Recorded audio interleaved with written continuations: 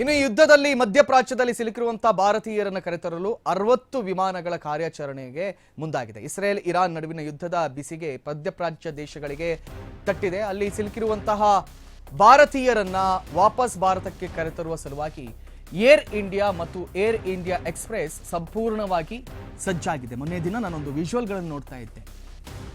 Indian ಫ್ಲೈಟಿಗೆ ಅಥವಾ ಇಂಡಿಯನ್ಸ್ಗೆ ಅಲ್ಲಿ ಯಾವ ರೀತಿ ಸೆಕ್ಯೂರಿಟಿಗಳನ್ನು ನೀಡಲಾಗ್ತಾ ಇದೆ ಅಂತ ಹೇಳಿದ್ರೆ, ಇಂಡಿಯಾದ ಒಂದು ವಿಮಾನ ಅಲ್ಲಿಂದ ಹೊರಟು ಅಂತಾದ್ರೆ ಅಮೆರಿಕದ ಅಥವಾ ಇರಾನ್ನ ಅಥವಾ ಇಸ್ರೇಲ್ನ ಯುದ್ಧ ವಿಮಾನಗಳು ಆ ಫ್ಲೈಟ್ ಅನ್ನ ಹಿಂಬಾಲಿಸಿಕೊಂಡು ಬರುತ್ತೆ. ಭಾರತದ ಗಡಿ ಒಳಗೆ ಇಂಡಿಯನ್ಸ್ ಸುರಕ್ಷಿತವಾಗಿ ತಲುಪುವವರೆಗೆ ಕೂಡ ಅಮೆರಿಕದ ವಿಮಾನಗಳು ಅಥವಾ ಗಲ್ಫ್ ರಾಷ್ಟ್ರದ ಇವನ್ ದುಬೈನ ವಿಮಾನಗಳು, ರಕ್ಷಣಾ ವಿಮಾನಗಳು ಭಾರತದ ಆ ವಿಮಾನದ ಜೊತೆಯಲ್ಲಿ ಬಂದು ಭಾರತೀಯರನ್ನ ಬಿಟ್ಟು ಕೊಟ್ಟು ಹೋಗುತ್ತೆ.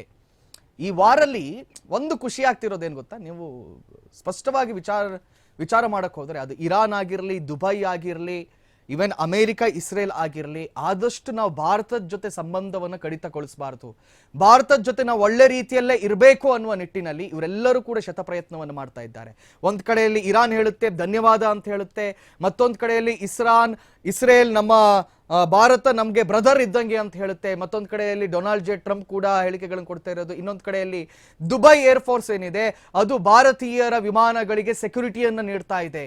ಸೊ ಎಟ್ ಎನಿ ಕಾಸ್ಟ್ ನಮ್ಮ ನೆಲದಲ್ಲಿ ಭಾರತಕ್ಕೆ ಏನಾದರೂ ಡ್ಯಾಮೇಜ್ ಆಯಿತು ಅಂತ ಹೇಳಿದ್ರೆ ಬೇಡಪ್ಪ, ನಾವು ಭಾರತದ ಸವಾಸಕ್ಕಂತೂ ಹೋಗೋದು ಬೇಡ, ಭಾರತವನ್ನು ಎದುರು ಹಾಕೊಳ್ಳೋದು ಬೇಡ ಅನ್ನುವಂಥ ನಿಲುವಿಗೆ ಎಲ್ಲ ದೇಶಗಳು ಬಂದಂಗಿದೆ.